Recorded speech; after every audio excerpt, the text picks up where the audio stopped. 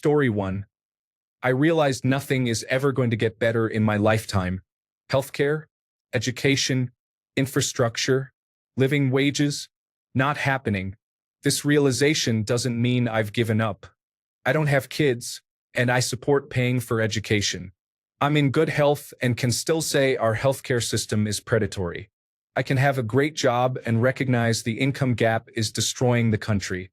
I don't ascribe to my team politics. Story 2. My own future personally will probably be fine. I have all of the societal advantages working in my favor. I am far more concerned about the future of the country for my kids and their future kids. I worry about our democracy, freedoms, tolerance for one another, and safety. Story 3.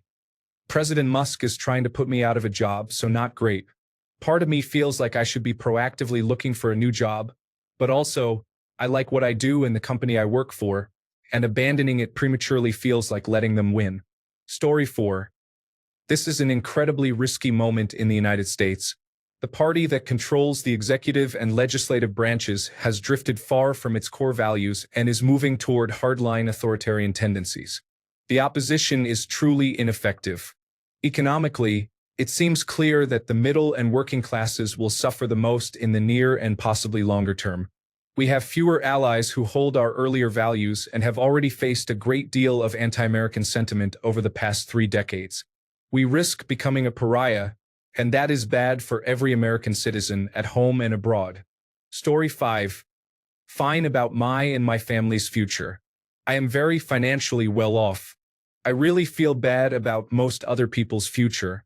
I actively worked hard to get the smart, competent lady elected who would take more of my money and give it to kids needing to go to preschool. Instead, we're getting an end to the North Atlantic Treaty Organization HIV treatment in Africa, and they're about to take away some food stamps and health insurance from poor children and give me another tax cut. What a time to be alive. Story 6. Scared, honestly. Women didn't have the ability to open a bank account in their own name until the late 1970s. I'm worried we're heading back that way.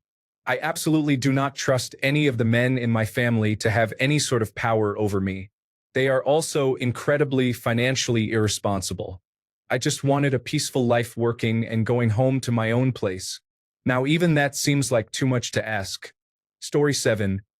Well, I'm gay, so I'm pretty concerned about my right to marry. I don't have anyone I'm trying to marry, but I'd like to end up in that type of relationship someday, and I'd like to still have the right. And I'm legitimately scared for the few transgender people I know. Story 8. As a cancer biologist, we just confirmed an anti-science individual into office. So, my feelings are somewhere between, I hope the science community can make it through this, and I'm out, going to try my luck in Germany. Hoping it's the first, but good Lord, the educational groundwork in the United States is just not going to be able to pick up the slack anytime soon. Story 9. I think that in the long term we will again overcome the fascist mind virus. But it is going to be a rough decade of removing and rebuilding, and generations of consequences. Story 10. Very scary and concerning. I never thought a wannabe celebrity reality show, corrupt deadbeat real estate developer would become president twice. Story 11. I am a federal employee. Today, a few hours after we opened and after I learned about who was laid off and who wasn't, a black family came into the visitor center where I work. I greeted them as normal, and they asked how I was doing in response. I said something like, "All right, all things considered." And they responded something like, "That's right, God is still in control." I honestly don't remember the first part of the response, just the "God is still in control" at the end. This is a family that belongs to a group who can count their misfortunes and struggles in centuries, and are dealing with the same events we are, but no doubt with the knowledge that they are far more the target of what seems to be coming than I am. Yet they still respond with faith. I wish I had a fraction of that faith, that strength. That's the kind of faith that moves mountains. Story 12. I'm a 35-year-old female with no kids, no spouse, and I don't even see myself having kids now, let alone any kind of future. If the world ended tomorrow, I would welcome it. Seeing the country your grandfather fought for go up in flames is heartbreaking. To see people cheering for this and no one stopping it is like watching a school bus full of kids stop in the middle of the tracks with a train barreling towards them. The horrors of what's going to happen haunt me every night. Story 13. A bit nervous at the moment. I've spent the last 2 years trying to open a business, but the county has taken so insanely long with permits. Now I'm actually about to open it, and I'm extremely nervous about a recession. The timing of this couldn't be worse. Aside from that, I'm just happy I chose to be child-free. Story 14. I feel worried about how artificial intelligence will affect my ability to work and whether or not I will be able to afford a home. If I can start a small business, I feel anxious. Story 15. I'm afraid that even if I do have a full-time job, I won't be able to help my mom pay for rent, pay for my phone, and pay for a car at the same time. I also think I'm in trouble with moving out and living on my own anytime soon. I'm turning 25, man. It's embarrassing. Story 16. My parents are supportive and willing to house me in case I can't do it myself since I'm a college student. But I'm worried about how the world will go after this. It will get better. It can't stay bad forever. There will be a catalyst. Statistics and previous experiences show it. So I have a good fallback plan, but I'm not sure how to go up from here. Story 17. It makes it really hard for me to want to have children. I can barely afford my bills, and my wife and I barely have enough to survive. I would hate to bring a little one into this mess. Story 18. I never thought I would live to see the American empire crumble from such unbelievable ignorance and stupidity. I'm more worried for the future of my children, who are Generation Z. I don't think our younger generations will have any insight or power against the nightmare machine that has just taken hold. Story 19. I'm a federal employee. A month ago, I would say I'm confident that, at the very least, my employment would be stable so my family would stay fed and sheltered. Not feeling so great about that with the new boss and all. Not great at all. Story 20. Adults will take the room again in the next election. I'm just worried about how much is messed up before then. It's idealistic, but part of me would like to see those who voted against their own interests get help last. However, I understand that's mostly rooting against people with mental illness. They will not be helped by putting them last, but rather by implementing mental health services that were previously taken from them. Story 21. I am unsure about it. There is so much misinformation I do not know what to take seriously. I have a hereditary disease that requires a treatment that is unaffordable. Hoping that I can still survive here but looking into an exit strategy. Story 22. I fear that we will be in a totalitarian dictatorship under Trump and Musk within the next 2 years. I expect the government will be jailing and using violence against United States citizens. I expect freedoms of assembly and the press will be severely curtailed. I could even see Congress being abolished. I also foresee some strange Christian fanaticism taking over as the forced ideology. So, feeling terrible. Story 23. To quote Arthur Morgan, I'm afraid.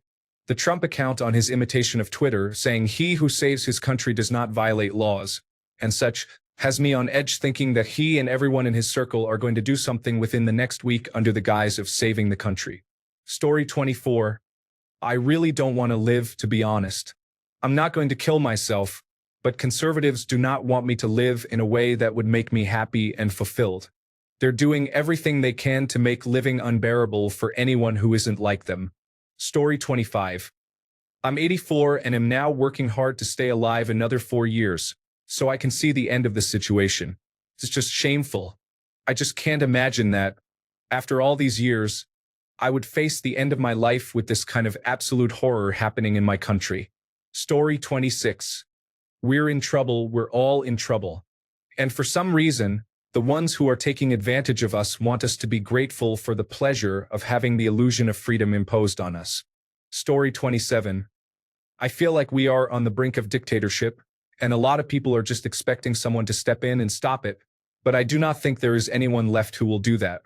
I feel like climate change is going to be devastating, and we are largely ignoring it, but food supplies are going to start dropping, and they will not be coming back as places become unusable for crops.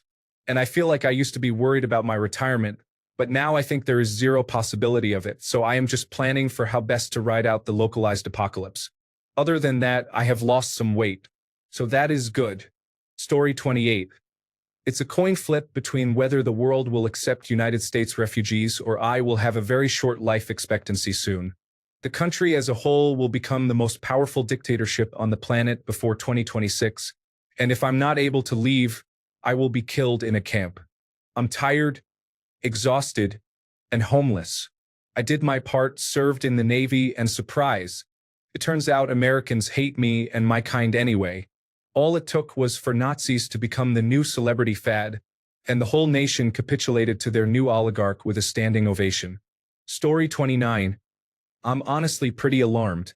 At least half the voting bloc appears to be completely ignorant of current reality and the very real threat of fascism. The other half seems paralyzed and unwilling to do anything to stop it. Both sides' representatives are legally bribed by donations, and very few of our politicians have our best interests in mind. Culture wars, critical race theory, diversity, equity, and inclusion, and woke ideologies. It's all nonsense meant to create racial tensions. As a result, you have one group of people blaming another group that holds no political power for their problems, rather than elected officials. Meanwhile, the ultra-rich are robbing taxpayers blind. We have unelected billionaires with unfettered access to our information. Our system of checks and balances is buckling under extreme pressure. And we seem to have forgotten that we're supposed to at least act like the good guys. Contrary to any slogan campaign, no, none of this is making America great again.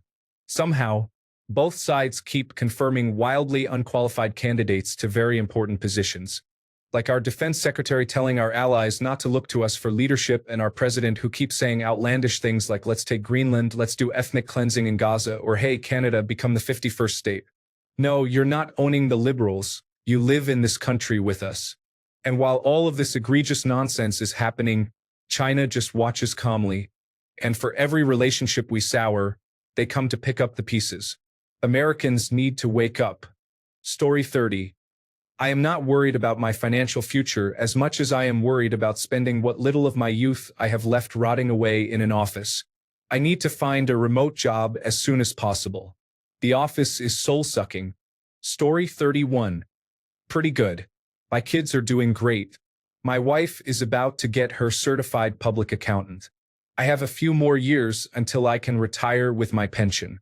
Not too much to complain about. Story 32. I think we will be fine. While I am no Trump supporter, I feel confident we will be able to overcome whatever is thrown at us as a country. America perseveres. It always has. Story 33. Resigned to the fact that I have very little influence over what is most likely a sharp turn towards authoritarian rule, something a decadent, spoiled country both lazily and knowingly chose in the election. A transition that may very well mark the end of the United States as a meaningful democracy and global beacon of scientific research and humanitarian leadership. I cannot understate how bleak this is, both for people living here and abroad. My circle of influence is small, and I will spend my time and efforts there. Story 34. Well, inflation is about to kick into high gear. I still do not own a house, meaning I will be subject to the whims of the renter's market. The industry I was planning on going into is being eaten by artificial intelligence, and our institutions are being shredded by someone who does Nazi salutes. I know what I saw when he gets excited while a geriatric felon and his yes-men start picking the stupidest fights I have ever seen, mostly with our allies for some reason.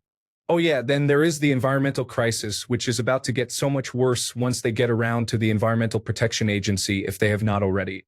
We are about to start getting the old-fashioned kind of pollution. Also, the rise of near-literal megacorporations in the social media giants and private equity markets. That is only going to get worse because the current administration is very business-friendly as long as the businesses bend the knee publicly, which is so wild. And the relationship between government and industry will continue to negatively impact the American people until we finally put an end to the legal bribery that is Citizens United. Unlikely, considering that is how most of Congress makes their salary. Ours truly is a rotten and festering organization, to be sure. Personally, I am unsure. A lot of things can change very quickly, and most of the time it does not care about what you had planned. I expect the next few years will be really, really bad and getting worse as we are finally dislodged from our position in the global economy, ushering in a new age with us on the wrong side of the economic incentives this time. That will be rough on us, and desperate people make tough choices. Story 35. Sad. My husband and I were excited to start a family. Now we are saving to make sure our parents will be okay in their older years. I used to be excited for the future. Now all I do is cry. I feel like it was stolen, but I do not think it was ever ours to plan. We will find happiness again within the community, and maybe we will adopt. But for now, I am grieving. Story 36. As an American scientist living in the United States of America, I'm not feeling great about the future. I was just in Europe and was asked multiple times if I was seeking asylum during the trip. Some asked in a joking way, some less so. Hard to laugh off either way. Story 37. I'm retired. My most immediate worry is that Musk and the administration will raid the treasury by converting the standard from gold to cryptocurrency. Beyond that, I worry about female children and their children. Project 25 is being implemented section by section. Women and minorities will have no role. I likely will be gone by then,